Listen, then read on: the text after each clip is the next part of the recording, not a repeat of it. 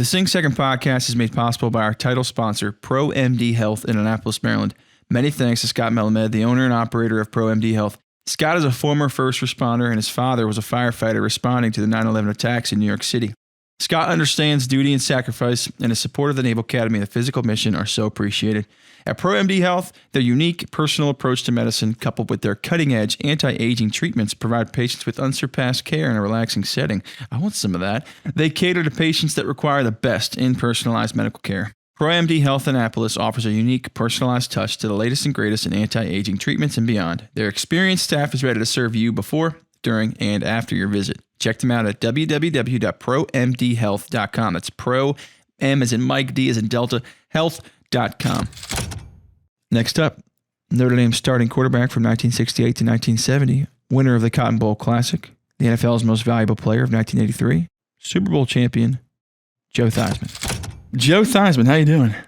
I'm doing good, Chris. Good to catch up with you. It's been a little while since we spent a little time together. It has. So glad to have you on the podcast.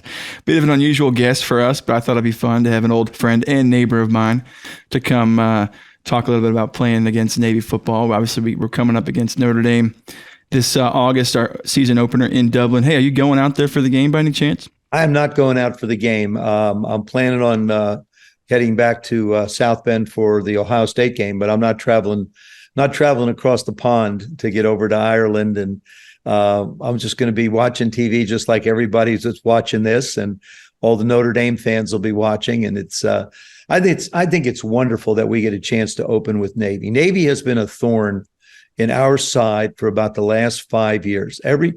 I can watch all the games, watch USC, watch them play Michigan State, watch Notre Dame play everybody. And when we play Navy, I get nervous as heck. Now, I know it's a new coaching staff. Don't know if the philosophy is going to be the same as it's been, but I know every time we play Navy, it's like, oh my gosh, hang on to your seats. And I think we're a 20-point favorite at this point right now. That's probably accurate. And yeah, we do have some new coaching in, and I think you're going to see a new maybe leadership philosophy, and maybe some changed offensive schemes, but I think it would only be smart of us to stay with what we do best, and that triple option. So I think we're just going to see some variations and whatnot. But I want to talk about you, Joe, and you. When I first met you, we got to hang out, and it really was really lovely because I got to sit there and you tell me stories of you going to Notre Dame and your NFL career. Do you mind sharing with everybody how you got to Notre Dame? I thought it was interesting. No, actually, as a matter of fact, I was recruited quite heavily out of high school. I went to South River High School in South River, New Jersey. And I wound up, actually, my high school coach was a guy named Ron Wojcicki, and he backed up Roman Gabriel. Now, for all you young people out there, you can just Google Roman's name. He was a quarterback for the Los Angeles Rams, and he was a quarterback at North Carolina State. And my head coach in high school was a backup. So I thought, hey, that's a great way to go to school. I visited 5 schools: North Carolina State, Wake, UNC, Penn State, and Notre Dame. But I never really got to Notre Dame. I made the decision to go to North Carolina State. And then all of a sudden, Notre Dame called me and they said, hey, look, we'd love you to come out. I said, well, I already signed at NC State. They said, we're an independent, so it wouldn't affect your status at all if you decided to come. So I flew out to South Bend. And at that time, back when I was in school, I'm not going to tell you the time other than it was in the 60s. What we did is they brought in a whole bunch of athletes. You weren't a specific corner, you weren't a safety, or you weren't a linebacker, you weren't a quarterback, you weren't a wide receiver. You were just a good athlete. And then what they did is they sort of sorted you out as time went on. And then all of a sudden some guys became wide receivers. I was one of 13 quarterbacks at the university. And I was 152 pounds. I mean, what were they going to do with me? They really didn't know what to do with me. So they just left me at quarterback. I was too small to be a running back, too small to be a defensive back, and never really played that much. And so I flew out to South Bend. I flew back into New Jersey. My dad picks me up and he says, what do you think? I said, I have to go to Notre Dame. He says, why? I said, Dad, it just feels right.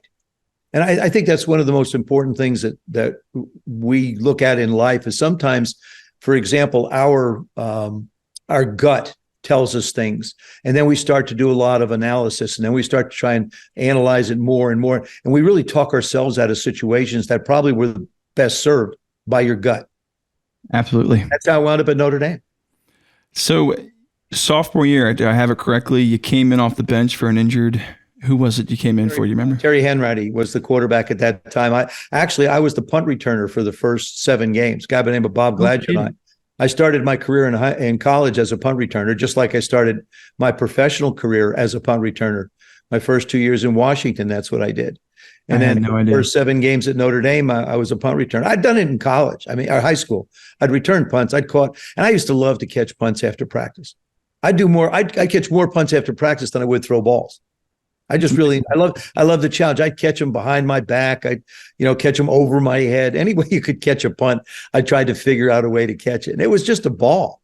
I loved it. It was you against everybody. I thought, hey, that's some pretty even odds. Me against 10, 11 guys. It seems fair to me.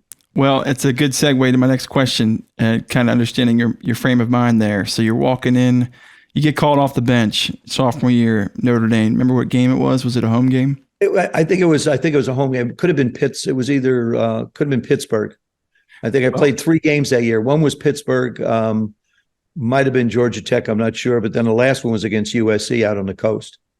That was when they had O.J. Simpson. Oh, wow. Well, at least you weren't playing defense at the time, but I'm sure you would have if you were. Yeah, it was. We played them to a tie out there. That's right.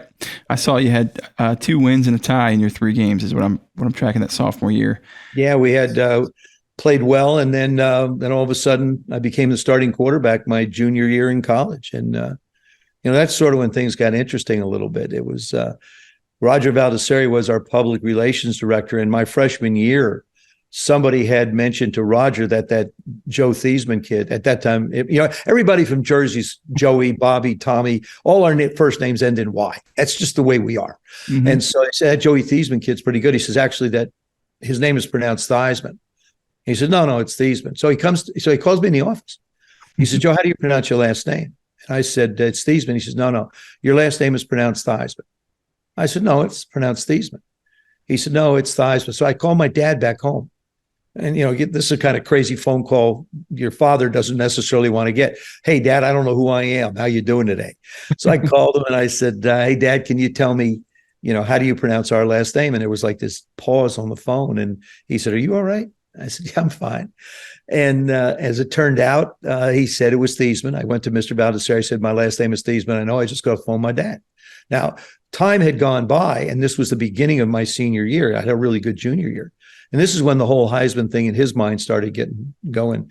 And so Roger said, hey, look, Joe, your last name is Theismann. We're not going to count on the reputation of the University of Notre Dame, nor your athletic ability. But we think just by changing the pronunciation for your last name from Theismann to Theismann to rhyme with Heisman, we believe we can get you that trophy. And Chris, I think it was the first real campaign that was put out to try and have someone win the Heisman Trophy. But yet it created a brand for me that's been 52 years. Yeah, a lot of credit to the PR at Notre Dame. Yeah, Rob was a sweetheart. Let's go backwards a little bit. I want to go back to that sophomore year. Can you tell me what was running through your head when you got that call to get in the game? Terry got hurt in practice, and then all of a sudden, actually, there was Bob Belden, who was a senior, Coley O'Brien was a senior, and I was a sophomore. Coley O'Brien had quarterbacked Notre Dame to a national championship in 1966. So now it was 1968. He was a senior, and yet Era turned to me and said, you're in. I never asked why. I never asked why he chose me until his 90th birthday. Many, many, many years later, I finally sat down. I sat down with him, and I actually knelt down in front of him. Era to me, it was like a papal visit. I mean, he was that bigger than life. And so I finally asked him at his 90th birthday, I said, why did you put me in? Why didn't you go with Coley? I mean, he'd done it before, or Bob. He said, I just felt like you were ready. And, that kind of a decision changed my life. It allowed me the opportunity to play quarterback at the University of Notre Dame. And, I don't know who's wearing gold helmets over in Ireland. There'll be a gold helmet there somewhere. I guarantee you that. Absolutely. It's just amazing. And were you very sure of yourself coming into that game? Like you felt ready to, or were you kind of in shock? No, I wasn't in shock. I've never really been shocked getting into a game. I've been accused of having too much confidence at times, but I'm a firm believer, Chris. If you don't believe in who you are, who's going to believe in you? And especially at the quarterback position, it's just like being part of a unit. Obviously a lot of guys are military and you're a part of a team. I have a book out there called How to Be a Champion Every Day. And I really talk about the world of sports, the world of business, and our own lives all parallel one another. But I'm a big military guy. I believe in the military. I believe in the fundamentals. I believe in yes or no, sir. I believe in respect. And I appreciate, believe me, I appreciate the men and women that put on that uniform more than they can possibly imagine, because they are, in my mind, the true heroes of this world. People look at us as athletes and they call us heroes. All we are is somebody God gave a gift to be able to do something. But yet everybody watching this that's in the military, you make the choice every day to go out and defend this country. And for that, I thank you from the bottom of my heart. And I appreciate you so much. So to me, you really are the heroes of this world. And I always felt like preparation was the big key. I mean, if you prepare yourself as best you can, and then take the situation on in the best way you can, you'll figure out a way to get it done. And that's always been my belief. Put me in this situation, I'll figure out a way to get it done. And that's how it turned out for me. So talk about entering the NFL. Was there a major adjustment for you, or were you pretty smooth acclimating? It was an adjustment. See, I went to Canada first. I mean, every sort of move from high school to college to pros has always had a story around it. I got drafted by the Miami Dolphins in the 4th round. This was 1971. They hadn't won any championships yet. And I was also drafted in the Canadian Football League by the Toronto Argonauts. I ran into a contract issue with the Dolphins, wound up signing, going to Toronto for 3 years. Actually broke my leg the second year in 72, but I only broke one bone and I was back playing in 7 weeks. So I wind up going to Canada, and then George Allen, our coach here, trades the number 1 pick for me to the Miami Dolphins to come to Washington. Well, once, just like it was in college, there were 2 older guys, Bob Belden and Coley O'Brien. Here was Billy Kilmer and Sonny Jurgensen. I was the young 3rd guy. And as it turned out, I came to town. I didn't make a lot of friends because when I came in, I said, I didn't come here to sit, I came here to play. Billy and Sonny, neither of them really liked that. They didn't appreciate that. And so I wasn't, the locker room was a tough place for me in the early years because we were the most veteran union team in football. And here's this young, smart ass kid coming in, making these comments, and they wanted they had something I wanted. And they were going to protect something that I wanted. And so, Sonny was great. I only played 1 year with Sonny, and he was just a phenomenal thrower of the football. And Billy, I've come to appreciate over the years, one of the toughest people I've ever been around. Billy Kilmer did not have the physical skills of Sonny Jurgensen, but Billy Kilmer possessed a leadership quality. And this, to me, is one of the greatest things that a leader can have, is the ability to get the people to raise their level, to be able to do the job. Billy wasn't a good thrower of the football. Billy had been in an accident, couldn't really run, but everybody else sort of picked it up. And that's where the team concept comes in. Is, the big thing about leadership is know what you don't know and don't think you have all the answers. And acknowledge the people that are around you. Acknowledge them. Let them know they're doing a hell of a job. Let them know they're working their tail off. And that's the way you earn respect. Respect is something that is earned. It's not given by a rank or a title.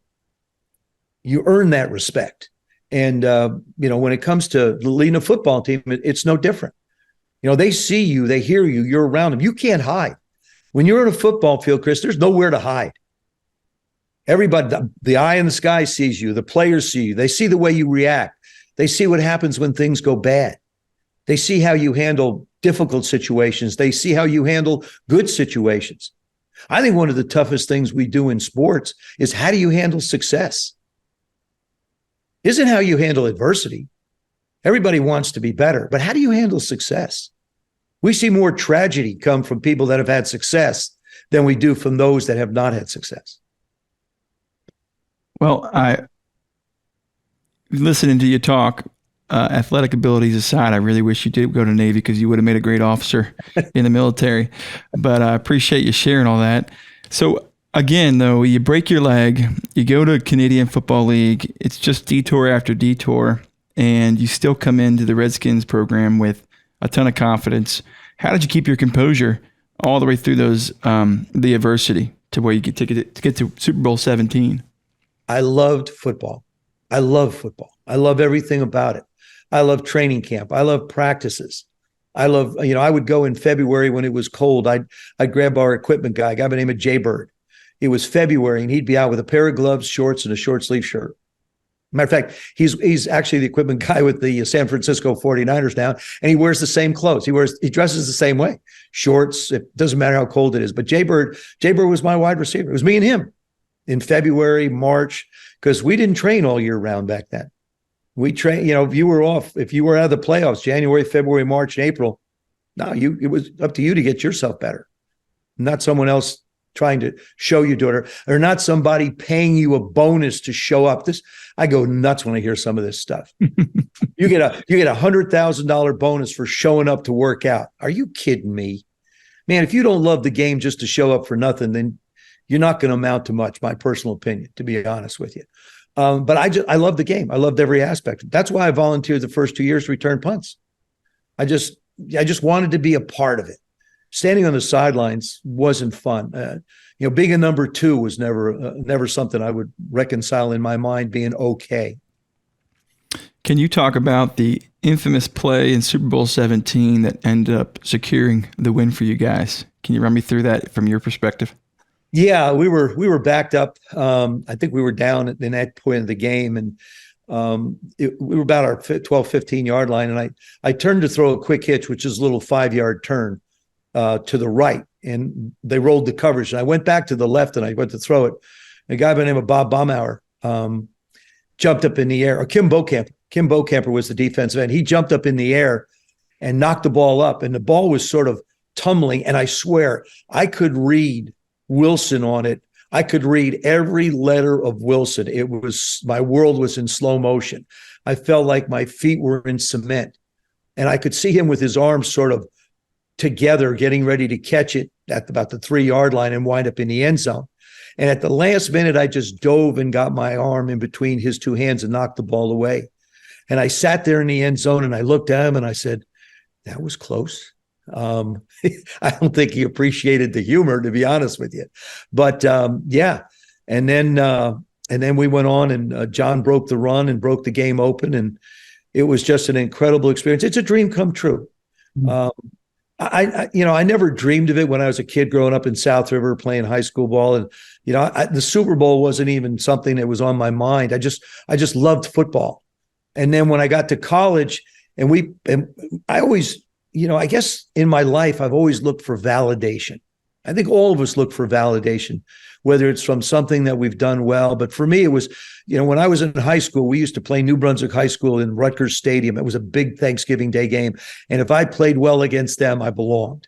Then I went to the University of Notre Dame. And if I played well against USC, I belonged. And then when I got into professional football, if I could play well against the Dallas Cowboys, I felt like I belonged. Seemed like all my life I was trying to prove that I belonged someplace. And so that to me was validation that we could get it done. And when we hoisted that trophy and I ran off that field, and I had two images in my mind. Joe Namath, when he ran off, he was waving the finger, number one. And Terry Bradshaw held the football up in his hand, and he was signaling he was number one. And so when I run off, I'm shaking my finger and I'm holding the ball up. And that was an image that I had in my mind of those two great men, those two great quarterbacks. And each of them are emblazoned in my mind what they did when they ran off when they won. Amazing.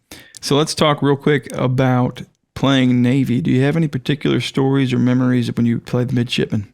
Well, it's interesting. Obviously, there's a weight limit. Okay, at Navy, there were a lot of very quick, very small, very active people. Not small in terms of, but from a football term, they weren't the biggest guys in the world, but they were quick as heck, and they would just bother the living daylights out of you. I mean, they were all over the place.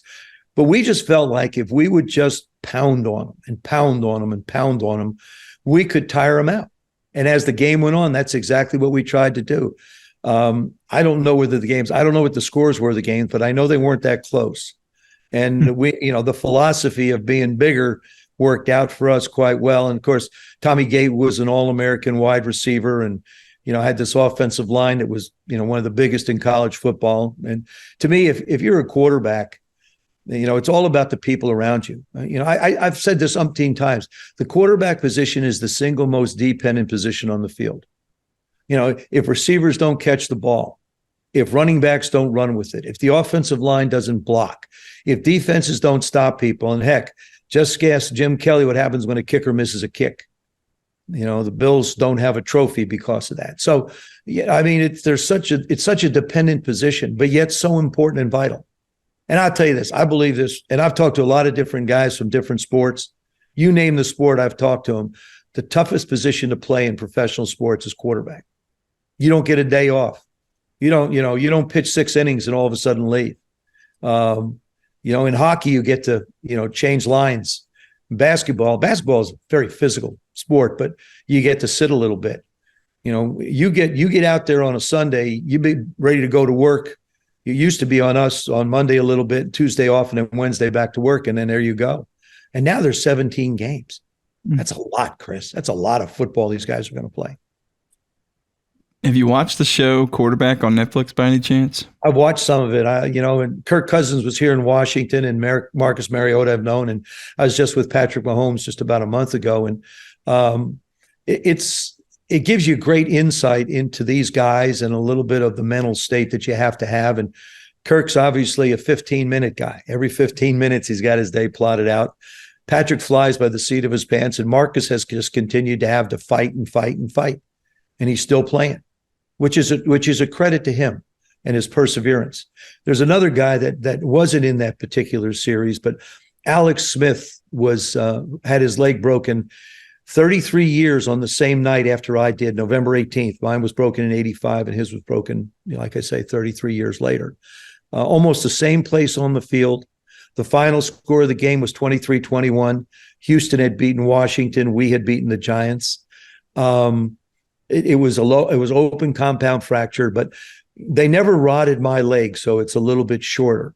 But yet Alex had to go through an incredible amount of rehabilitation. As a matter of fact, I believe he got a special dispensation, I believe it was, from the Department of Defense to be able to train where our troops train down in Dallas to rehab and come back. And, and I tell people all the time, the story, and he went back and played 2 years, Alex was back playing. And what I tell people, this is not the story of a football player. This is the story of a man who people said, don't do it. Why are you doing it? Why are you out there? You have everything. Financially, you're set in your life. You played professional football for goodness knows how many years. Why are you doing it? And I tell people, you don't know us. You don't know what drives people to be the best that they can possibly be. It has to be something inside you. I've never been happy with average. Average to me is it's not acceptable. Why would you want to be average? Why would you want to just wake up and do something? Why not, if you're going to commit yourself to something, why don't you just be the damn best you can possibly be? Whatever it is, at whatever you are, male, female, doesn't matter. If you're out there and you're the best, you've earned it, by golly. And then when you go to bed at night, you look in the mirror and say, you know what? This was a hell of a day. Joe, I'm ready to run through a wall. I might need to take a quick break. It's just the way I believe, Chris. It's just, and that you ask, why things, that's just who I am. It's the way I'm wired. I love competition. I call myself a competition junkie. If you and I were at a red light and we were the first 2 cars, it's on. I'm going to beat you off the line. I believe it. No, I think it's a pleasure to have you on here just because, again, I mean, you're obviously not, you weren't an alumni of the Naval Academy, but like I said, I'll say it again, you would have been great here, and you speak from the same principles we speak from, and you're just a fighter and a natural born leader, and it's just been a breath of fresh air to have you on. Actually, I do have one more question for you. I just want to know what your favorite SweetNur song is. Gee, it's funny you ask, Chris. By the way, I'm so envious. I'm so envious that you can sing and sing like you do. I admire it so much. I'm a shower singer. I'm a car singer because no one else can hear me. My wife, God bless her, Robin, she puts up with my songs sometimes, but I like Josephine. because it's about your daughter, and I lost mine 7 years ago, my Amy, and believe me, there isn't anything more precious in this world than our children. They're a gift. They didn't ask to come into this world. There wasn't a knock on the door and say, "Hey, here I am." We brought them in. We deserve to give them the best, but there's something special about a little girl and her daddy, and there's something special about the hugs you get. That hug you get before you go to bed. And Amy and I used to have the butterfly kiss, where we just bat our eyelashes, and that was our thing. And there isn't a day goes by that I don't miss my little girl, and that's why Josephine is my favorite. Thank you, Joe. Last question. You don't have any plays from the Notre Dame playbook by any chance? You think it's still the same playbook you have? You could send it my way. Oh, I haven't. We have a new offensive coordinator. I had the old book, but it won't do you any good. I mean, it really wouldn't do you any good right now. I still have a few plays laying around from when I played in Washington. I got a few of those around, but no, I think it's going to be a terrific football game. Navy's going to. I mean, it's going to be 60 minutes of solid football. We'll do everything we can, but we got a terrific young quarterback. Sam's special. I think we found a key this year, and I believe Notre Dame's going to be better than most people think they are. And Marcus Freeman has done a terrific job instilling the principles that we're talking about at the university. We're going to be tough. We're going to be, a hard-fighting football team, and we've got some talent in some really special positions. So I'm looking forward to watching it. And I will say this in conclusion: go Irish. I know. I'm not going to put you in a bad position. I'm not going to ask you what you think the prediction will be. We won't go there, but we'll just say it's going to be a great game. Joe, thank you so much for coming. Can't wait till you're back in Memphis. We're going to share a beer, maybe a little bourbon, and a good time with the family. Have a great rest of your evening, and go Navy. Fair enough, Chris. Hey, looking forward to seeing you. Thank you. See you, man. Josephine. I wrote it in calculus class at the Naval Academy. I was daydreaming of maybe being a father one day, and I'd get to call my daughter Josephine. I did not know at the time my wife even existed, or that I really would have a daughter. 10 years later, the song has completely come to life, and I'm just lucky that my wife liked the name Josephine.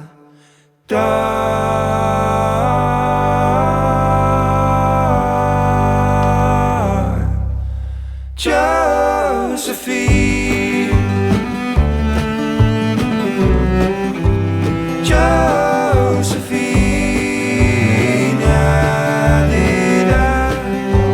Josephine, my baby girl,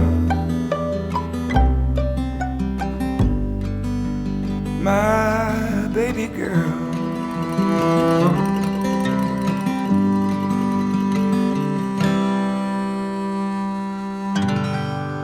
Next up, Naval Academy class of 2010, administrator of the 2009 game-winning sack over Notre Dame, outside linebacker number 49, Craig Schaefer. Made that play. Second sack of the day for the midshipmen, down to fourth down. Fourth down and 20 for the Irish. There are a lot of white jerseys deep, as you can see in that picture. Clausen from his own end zone, sacked for a safety. What a play by the Navy defense, 2 downs in a row. Craig Schaefer sacking Jimmy Clausen for the safety. And the midshipmen come to Notre Dame Stadium and are on the verge of winning their second straight here after losing 43 straight times to Notre Dame. They look like they're going to win for the second time in 3. Craig, welcome to Sing Second Sports. How you doing? I'm doing well. Thanks for having me. Well, we just watched your tremendous play against Notre Dame to seal the victory. How's it feel watching that? It's fun. It's kind of started with the tidbit of Jabari's sack right before my sack. If you put the two compilations together, that one's actually more impressive. He bench pressed a huge tackle and then made that sack, which is cool, and then followed up had my sack. That was fun to replay this. Can you recall lining up on the line of scrimmage right before your play? Can you recall what was going on in your head, the down and distance, and what were you thinking? Yeah, I can, but it's not for like a glorious reason. You'd think that I'd be like Like, oh, this is gonna be it. You know, we're gonna have this great play. It was I was so tired. It was towards the end of the game, and I remember thinking something to the extent of like, oh, if we can get this, then this is it, right? We get off the field, we're good. If I can get this one, so I just remember like being extremely tired, and then you know, it's you know, anytime playing Notre Dame, right? You know, their tackles are, you know, whatever it was, 6'5", 300 pounds, 300 plus pounds, right? And so me trying to run around them at 220 pounds, like it wasn't happening most of the day. I was getting tossed, but I did have an edge. And in that specific case, like I knew if I could run around them, I could potentially get a shot. And so I just remember digging in the sense of like, as I noted, like I was extremely tired. Let's just, if you're gonna do it right now. Like give everything you got, and that was the outcome of that play. Was it just a good old hoop drill? Just you beat the edge, or did you pull the hoop drill? Yeah. Oh yeah, dude. Yeah, very simple, man. Just the hoop drill. Just beat them around the edge. Nothing special. No special hand movements. Just go around them. I actually think I love the fact that you shared how tired you were, because I think that's actually more important. Is that you were extremely tired, but you dug deep. Where did that mentality come from? You could have easily just tapped your helmet and came out, but you didn't. How come? It's kind of one of those, I think it's like a portion of my time at the Naval Academy, and something that I learned during that is just kind of that grind, right? That grit. Everyone talks about like dealing with the suck, but you get to this point where you learn if you want to be successful, you want to get into these kind of situations, you want to be there. You got to be willing to put up with the suck, right? You got to be good at that, right? So whether it's not, you know, working out in the weight room and putting up that extra rep, you know, the shuttle runs, putting in the extra time, and it just becomes a part of who you are. And that was kind of a culmination of that. And like, okay, well, this is the time I got to put that in. And unfortunately, it came out in a really fun, cool play. Hey, Craig, you talk about grit, man, and I think you're the personification of it. One of many in the program, and especially one of many amongst that class that you were in, and that team that took down Notre Dame that year. But can you tell us a little bit about what grit and what that resilience means to you? I mean, most notably, that year, that wasn't your third or fourth year starting or playing against that team. That was one of the first year that you were really making an impact on the field on a weekly basis. Can you talk to us a little bit about that resilience and that grit just to get there over the course of your whole career at the Naval Academy? Yeah, I don't think I'm special in that regard, specifically at that position, that outside linebacker position. It kind of created this there's a series of individuals that followed me, in the sense that, you know, you had to play every single year. You know, generally it started that sophomore year trying to get on special teams, make an impact there. Junior year hoping to start, maybe getting a little bit of playing time, and then senior year.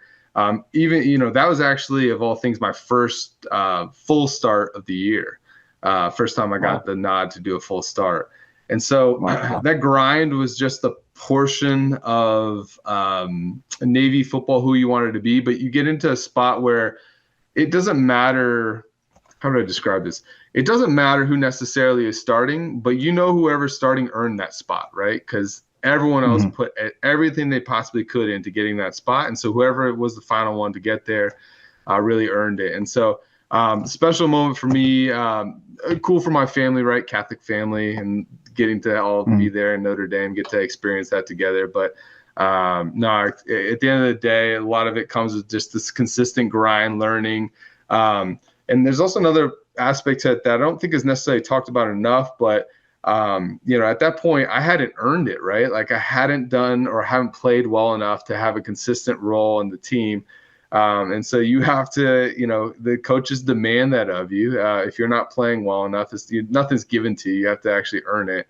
So in that sense, that was kind of I don't know, maybe a culmination of a earning moment, right? Really just grinding it out and figure it out. Craig, can you talk about maybe a player that you look up to, a peer player of yours on the team that inspired you to stay out there and find that resilience? Ross Pospisil. Obviously team captain, everything that comes with it. He's the locker right next to me. Ross is incredible. If you ever get him on here or ever talk to him, he's gonna talk with such humility, and everything's gonna be great. That guy is an absolute warrior, probably the most intense person I've ever been around, with the most gracious person I've ever been around. He also introduced me to caffeine gum. So those things together made him a pretty special person, and is probably one of the more notable people to talk to. Can you think of a moment where his leadership was really exemplified in terms of accountability and just demanding everyone's best effort that Ross put on for y'all? I don't think it's like necessarily a moment. I can get into some personal stuff. I don't necessarily know if we need to talk about that, but more so as like a player, he just stepped up when you needed to play. I remember the end of a Temple game, they were going down at fourth quarter, the last drive. He came away with a massive interception, ended the game, and we got to get off the field. Like, that was Ross Pospisil, right? Like, when you needed to play, that guy made it. It happened all the time. It was consistent. So I can't emphasize enough like how important he was. I know to play, but that was who he was as a person too, right? Like, on the up and up, whenever you needed him, he was there. Pretty impressive as a whole. Part of the goal of the discussions we're having and having folks like yourself on is the translation between the football field and the experience and perspective on the football field, and that physical mission of the Naval Academy and its transition to life and your career itself. Can you give us any sort of anecdotes or any sort of examples of how that physical mission is translated into success in your career? Yeah, I think a good example for me is kind of like a little motto I had on the football field, in the sense of give more than you take. At the time, it was an emphasis on I was going to give bigger hits than I received, and I received plenty. There's plenty of film out there giving me a concussion or me getting lit up. But at the same time, it was just like giving this ultimate effort to make sure that while, yeah, I'll get hit, right, I'm going to still give more than I take. And one of the cool things that have come from that was it does translate very nicely into obviously the physical mission, but also just in the way you should live life, right?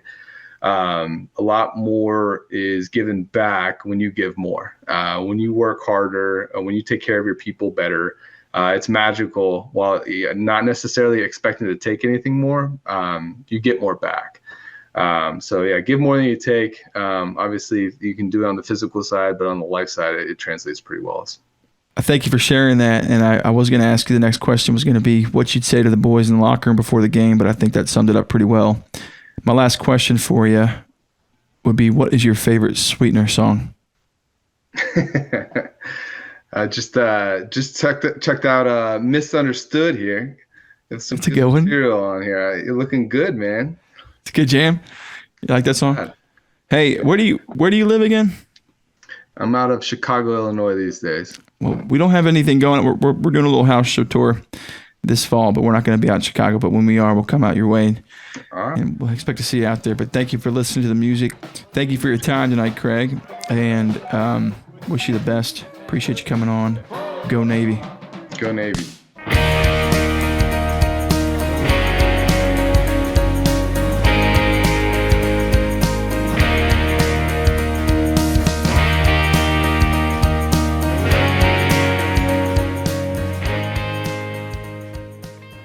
Hey, starting out in the music business, it's very normal to keep your day job, especially when there's a family to feed. And lucky for me, I absolutely love what I do when I'm not creating music, and that's helping veterans get into homes. I'm a mortgage lender, and I specialize in VA loans, and I'm of a team specializing in VA loans, and together we are experts on the VA loan. I can assure you there is not a scenario we haven't seen before and not a question I can't answer. And you may say, cool, Chris. However, have you seen the interest rates? Not a good time to buy. Yes, perhaps interest rates are high and it's not the best time to buy for most people, but if you are listening to this podcast, you are probably not most people. Do not sell yourself short and don't underestimate the tool for financial freedom we have as veterans, that is the VA loan. And hey, maybe there is not a new home on the horizon for you, but maybe you know a friend PCSing or a veteran on the move. Tell them to give me a shout. You know my name, you can find me on LinkedIn or all the socials. It would be my pleasure to assist however I can. this little house. Oh, this little house.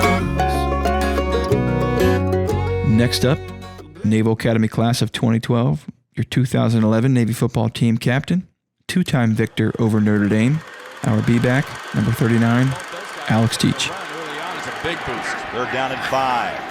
Nicky Dobbs sitting back to throw, looking for a screen. The high lob, what a catch. Teich on the run, 15-10. Touchdown, Navy!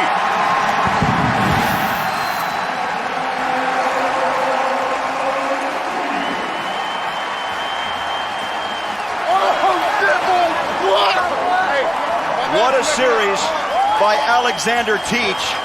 A 34-yard reception for 6. Brother Teich, welcome to the podcast, brother. How are you doing? I'm doing great, man. I appreciate you guys having me on. Yeah, we just watched your awesome play of the screen catch. Great run against Notre Dame in 2010. Total dominance that game. Let's talk about the culture of that team, the energy. Where did it come from? What was going on in that locker room? Man, there was, that game right there was actually the second time that I beat Notre Dame. We'd beaten them once before the year prior at Notre Dame.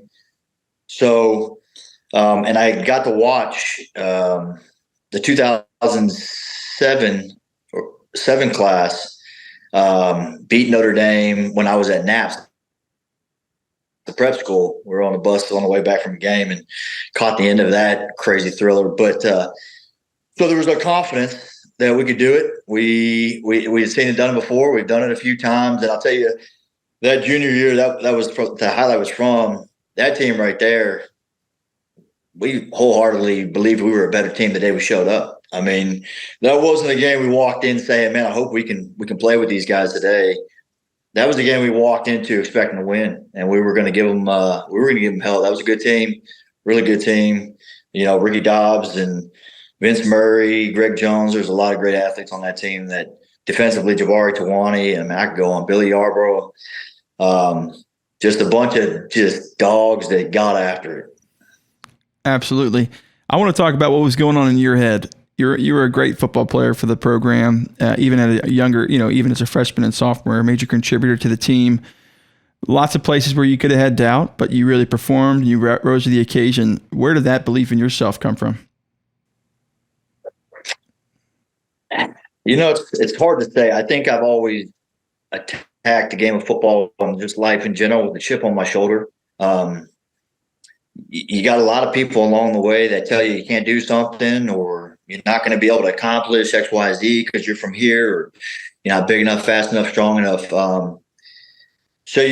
I use that always as fuel, and I burn my own fire. It's just get that belief in yourself.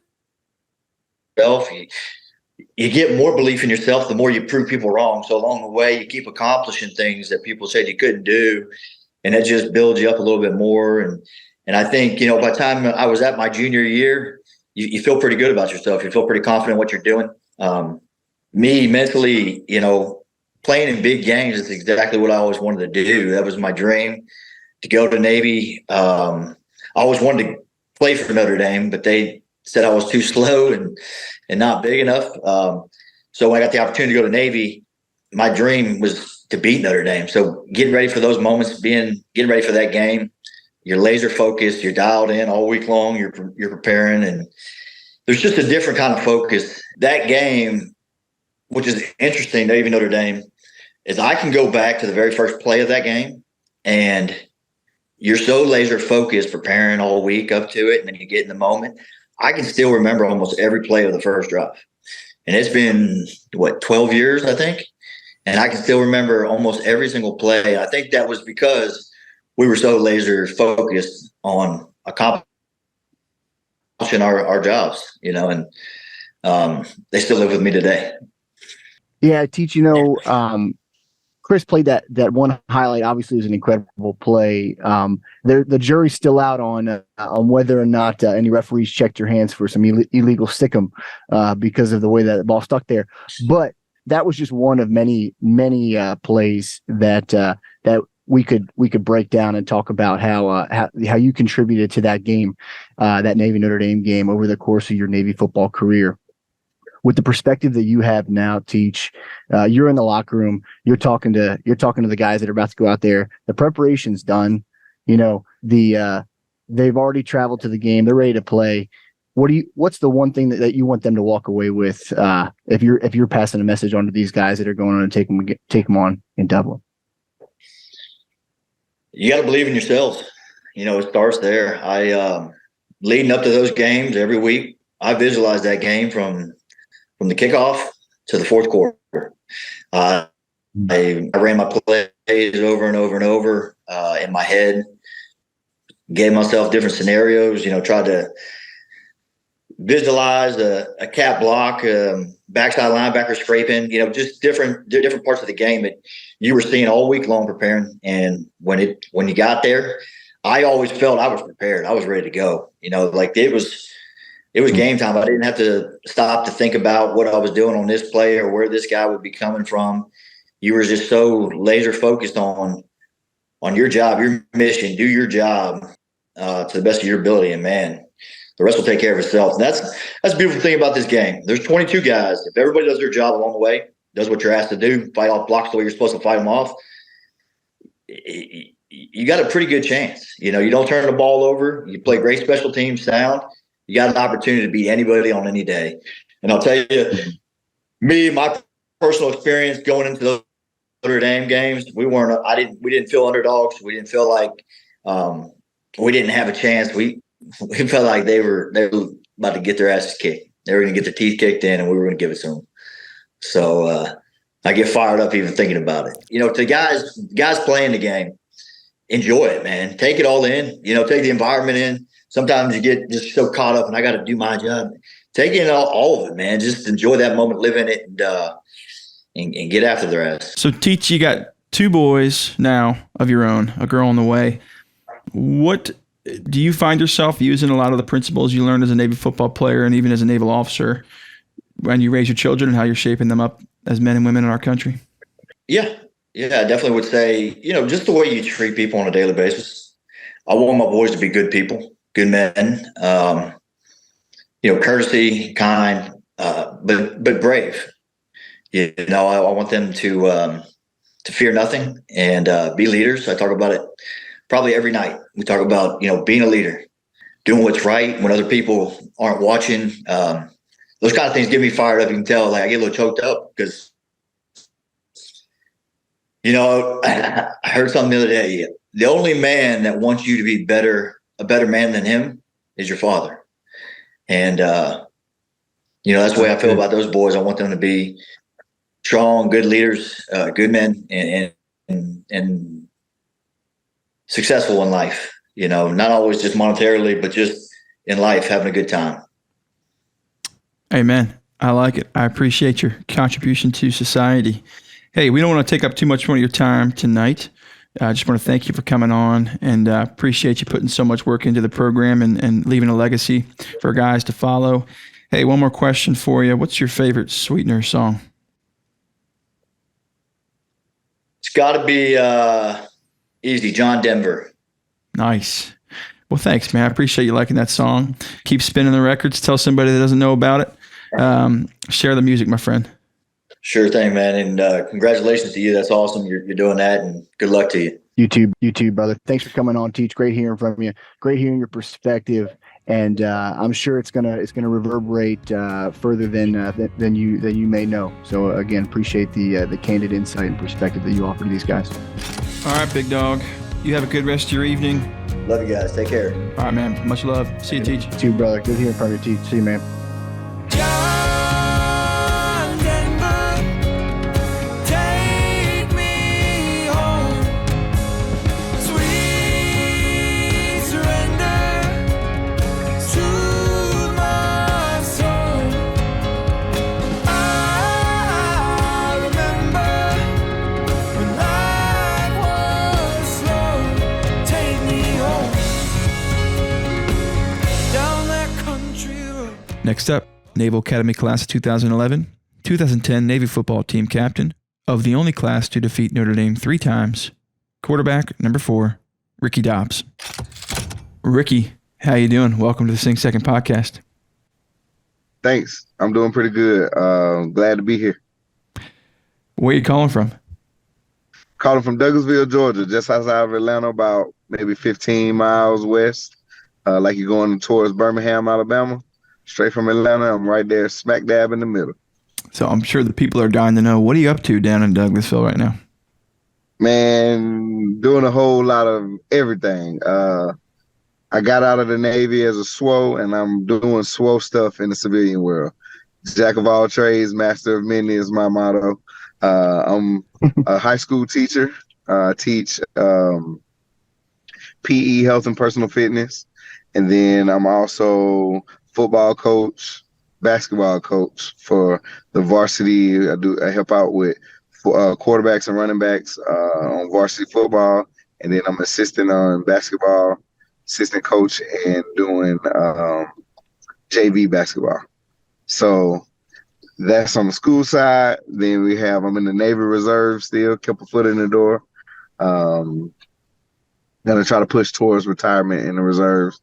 And then I'm also a county commissioner in a little bit of politics. So I think I have the 3 things that they say, 3 of the 4 they say to never mix. You don't mix the education realm with the politics, and then the politics with the military. And I'm in a little bit of all of that. Only thing that I'm not actively in leadership in is the church. Well, no one's stopping you there. I think I have confidence you're going to make a positive difference in all 3 of those places. So I'm glad to hear you're doing that in Douglasville. I'm sure a lot of the Navy football and sports fans are as well. Today we're talking about Notre Dame and going into Dublin, Ireland to face them off for the season opener. You had a great record against Notre Dame. Let's just talk about your frame of mind going into South Bend, or even when they're playing you guys at home. Where's your head at when you're playing Notre Dame? Okay. First I want to start it by, I grew up as a Georgia fan and a Notre Dame fan. My uncle was big into Notre Dame, and naturally, being from Georgia, I love Dogs, go Dogs. And but back when I was coming up, Notre Dame had a lot of TV time, so that was like kind of the natural with Lou Holtz, the natural kind of college football team you would want to see. And so I grew up as a Notre Dame fan, so it meant a whole lot for me to be able to go in and play against Notre Dame. My freshman year was when we broke the 43-year streak. I didn't get to play, but being in that atmosphere there for the first time, as a Notre Dame fan, I was actually in there where I seen a lot of history, and I just was chomping at the bit, waiting for my opportunity. As a freshman, had the mental reps, going through everything. And then it escalated my sophomore year, got a little taste. So the mind frame that I had was, I stay ready, so I never have to get ready. That was one of the things Paul Johnson told me my freshman year. He said, I want you to learn as much as you can and be ready, because just in case, you never know, you could pop in as a freshman, but be ready for next year to take things to the next level. So that was one of the things that I had to make sure I was always ready. And that sophomore year, had an opportunity to go into the game and make a difference. We almost won, came back, was down 27-7, ended up losing in 27-21 with a chance to win it. That was right for the picking, and it just let me know. I never forget my first time running. I think it was 12 around the right side, got a pull read, but then the linebacker, Maurice Crum, he came down, he hit me hard. And that was like my first little taste of, Notre Dame football. So I was ready to go and couldn't wait till the next year, and which we went down and handled business in South Bend my junior year, and then in the Meadowlands my senior year. So it sounds like Paul Johnson saw something in you early on in your college career. Did you see that that same spark he saw? I kind of saw it in myself, when my uncle taught me coming up playing football and stuff, prepare myself to be the best that I could be. And me at my best is, only thing I have to worry about, because that's the only thing I can control. No one else's ability, as long as I'm making sure that I'm performing and ready to perform at the top tier of what my ability is, then I'll be ready for anything. So I felt like I could play. I wish that, especially hindsight being 2020, I wish that I had the opportunity to step in the way Keenan did as a freshman and play 4 years. Because who knows what we all could have did. That's with my mentality. I could have been able to grow up a lot faster than I did. With the growing pains that I had my sophomore year. Kind of had that my freshman year. That could have been 3-4 years of some good Navy football. Hey, Rick, one of the things that's exciting about football, and then can also be a curse to some, is the excitement leading into a big game. You get all sorts of pumped up. You're ready to run through a brick wall, and some positions that's conducive to performing well. Maybe a defensive lineman or a linebacker or something. But the quarterback position is one that you have to be able to have that excitement and have that run through the wall mentality, but be able to control it and maintain that composure and that poise. And I think that my recollection of being able to play with you and be able to watch you play and perform, you embodied that. And I'm curious, where do you think that came from? That ability to maintain that poise under some of these pressure filled environments.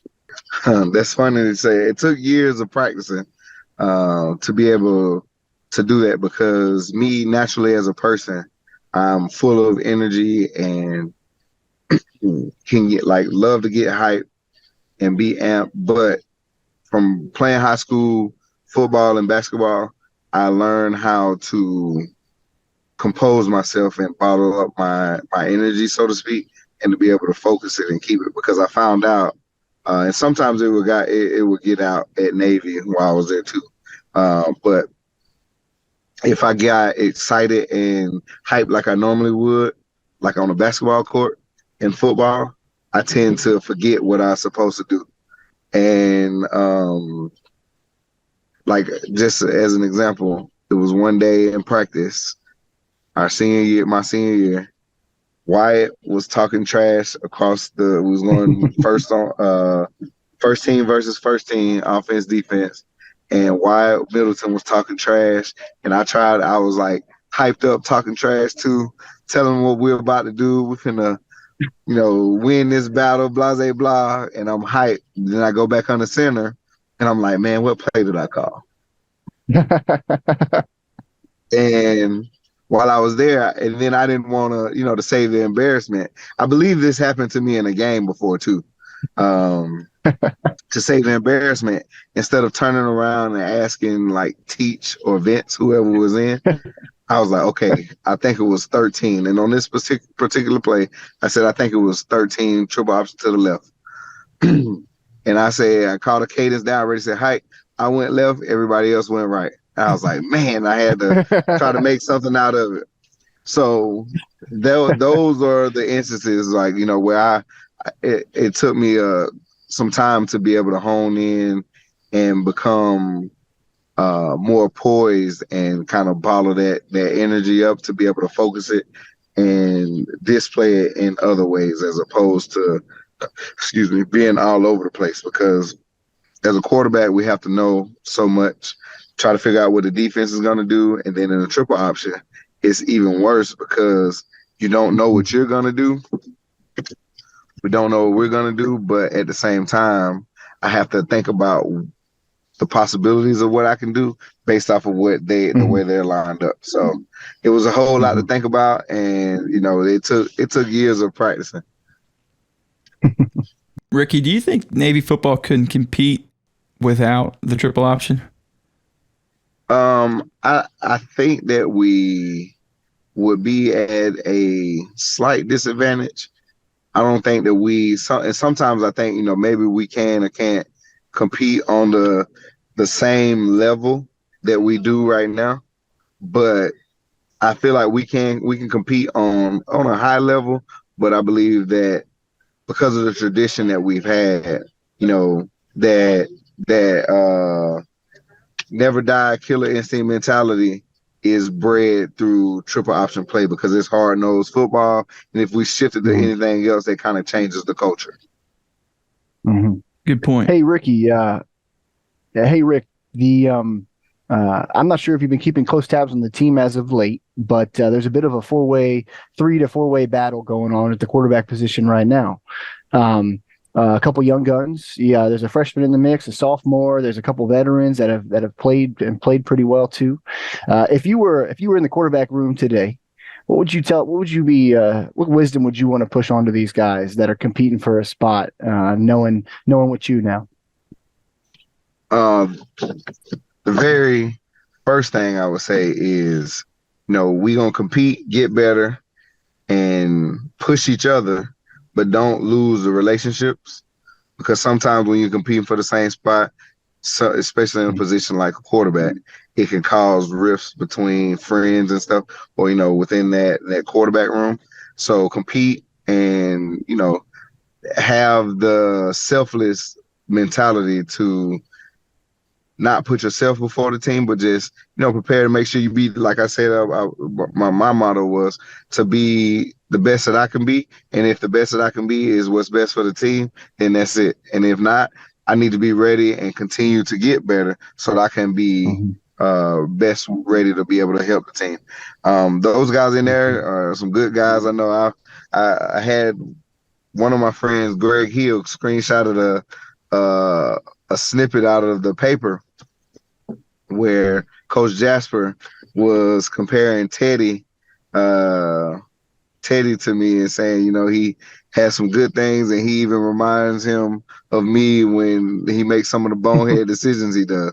So when he said that, I was like, oh, that means Teddy's probably gonna be the guy.